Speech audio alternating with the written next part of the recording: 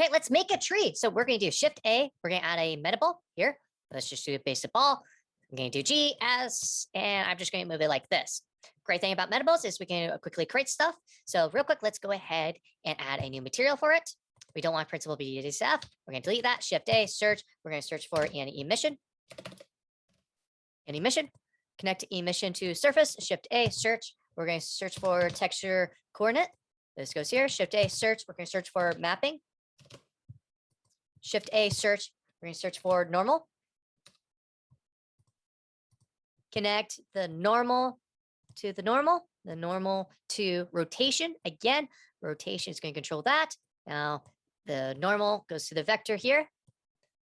Shift A, search. We want a color ramp. These two connect. This goes to the color. We can't see anything right now because we're in solid view. We're going to go to render view.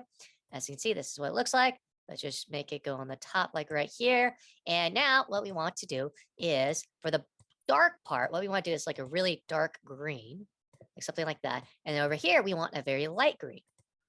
It's like something like that. Okay. So we're going to move this around. Now I'm going to do S, scale this down a little bit. And then real quick, all I have to do is just make the basic shape of the tree.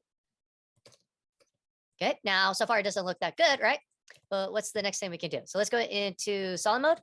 What we have to do is we have to kind of make it protrude a little bit. So we're in the side view. And what we're just going to do real quick is just randomly, we're just going to have some of this go in and out.